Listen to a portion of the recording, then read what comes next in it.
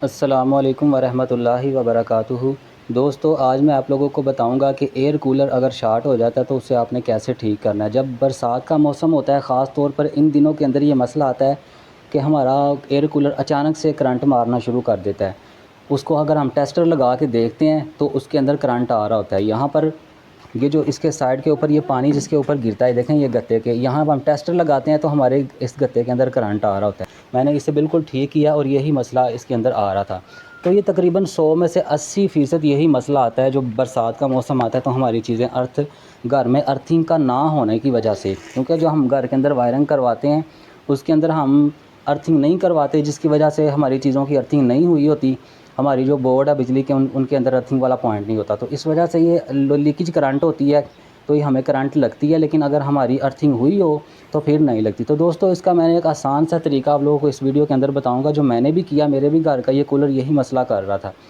तो चलिए मैं आप लोगों को बताता हूँ आपने किस तरह मसला हल करना है। तो देखें, आपने ना कूलर को खोल देना है। ये देखें, इसकी साइड से या ऊपर से जैसे भी इसकी फ़िटिंग, आप मुख्तलिफ़ किस्म की फ़िटिंग होती है। बाज़ कूलर होते हैं सिर्फ यहाँ से ये वाला जो साइड वाला कवर है खोल के तो खुल जाते हैं, लेकिन इसका मुझे ऊपर वाला भी उतारना पड़ता है और बैक वाला भी उतारना पड़ता है। तो ये देखें, इसको मैं ऊपर उठा दूँगा, यहाँ से थोड़ा सा आगे कर देता हूँ यहाँ पर। तो ये भी मैंने उतार लिया। तो दोस्तों, इस तरह जब आपने इसको कूलर को खोल लेना है, इसकी बैक साइड या साइड वाला जैसे भी इसकी फ़िटिंग होगी, तो इसको खोलने के बाद फिर आपने क्या करना है कि देखें, आपने एक 729 या 329 की तार लेनी है। तो यहाँ पर मैंने 329 की तार ली है, मेरे पास यही थी। आप 729 की भी ले सकते हैं, वो भी ज़्यादा अच्छा है। तो आपने देखें इतना तार को आगे से छिलाई कर लेना है। तकरीबन ये देखें 3 इंच, 3.5 इंच से भी ज़्यादा है। ठीक है, 3-4 इंच आपने इसको छिलाई करना है। फिर आपने इसको छिलाई करने के बाद ये जो आपका पानी वाला ये कूलर है ना, यानी पंप है ना, ये पानी वाला, इसका जो कोना है ना, इसका कोना, ये देखें, ये जो इसका कोना है, यहाँ पर इसी तार के ऊपर, इस तार को छिलाई नहीं करना। ये तो जो न्यूट्रल फेज़ वापटा की इसको मिलती है वो है, ये पंप चलता है। इसके यहाँ कोने के ऊपर आपने इसको अच्छे से ना, इसको इसके ऊपर रोल करके इसे अच्छे से मजबूत कर देना है, इसके साथ जोड़ देना है।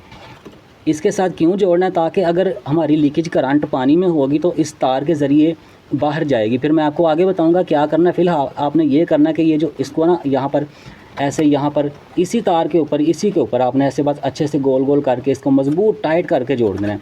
और जोड़ना अपने कोने के अंदर है ताकि ये पानी के अंदर डूबे, ये वाला जो जोड़ है। ठीक है, तो मैं इसको लगाता हूँ, फिर आप लोगों को बताता हूँ। तो दोस्तों, यहाँ पर देखें, मैंने इसको अच्छे से इसका जोड़ लगा दिया। ठीक है, इस तार के ऊपर, यहाँ कोने के ऊपर अच्छे से मैं अगर आपको करीब करके दिखाने की कोशिश करूँ, ये देखें जोड़ दिया। यहाँ पर जोड़ने के बाद अब ये जो तार है ना, इसको आपने यहाँ से ऐसे, ये सीधी बाहर मैंने निकाली हुई है। ठीक है, ये जो गत्ता है ना, इसके ऊपर सुराख हल्का सा करके, सुराख इसके अंदर होते ही हैं, तो यहाँ से मैंने बाहर निकाल दिया। अब बाहर क्यों निकाली है वो भी मैं आप लोगों को दिखाऊँगा।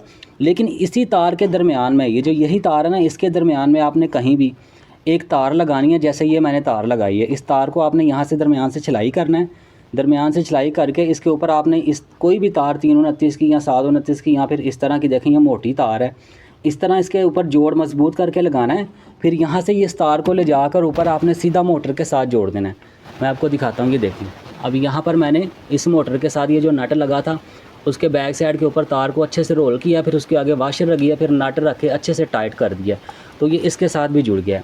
अब आपका 100 में से 80% जो मसला होता है ना, यही होता है इन बरसात के मौसम में। जब हमारी लीकेज करंट होती है तो हमारी चीज़ें, ख़ास तौर पे एयर कूलर इस तरह की, या फिर पंखे भी बाज़ वो शार्ट होते हैं। तो दोस्तों, उनके अंदर मसला यही अर्थिंग का होता है। अब आगे आपको मैं बताता हूँ आपने क्या करना है। तो दोस्तों, इनके ऊपर आपको टेप वगैरह या कुछ भी करने की ज़रूरत नहीं, बस जैसे मैंने किया आपने इसी तरह करना है। और उसके बाद आपने कूलर को फिटिंग कर देनी है।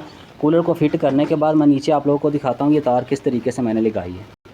तो दोस्तों देखिए, मैंने इसे फिटिंग कर दी। अब इसे मैं लटा कर आप लोगों को दिखाता हूँ। तो दोस्तों देखें, मैंने इसे लटा दिया इस तरह, और अब आपको वाज़ेह नज़र आएगा कि मैंने क्या किया है। ये देखें, ये जो लोहे का टायर है ना, यहाँ पर आपको प्लास्टिक के टायर भी नज़र आ रहे होंगे। ये 3 टायर प्लास्टिक के लगे हैं, एक लोहे का लगा है। तो जहाँ भी लोहे का टायर लगा होगा ना, वहाँ पर आपने इस पेज को खोलना है। ये आपको थोड़ा नज़र सही नहीं आ रहा, मैं थोड़ा आपको वाज़ेह करके दिखाता हूँ। ये देखें, अब देखें, ये पेज को आपने खोलना है और इस तार को मैंने छिलाई किया है और इसके पीछे रख कर, वाशर रख कर आगे इसको टाइट कर दिया, ताकि ये तांबा जो तार है ना, इस लोहे वाले इस टायर के साथ जुड़ जाए।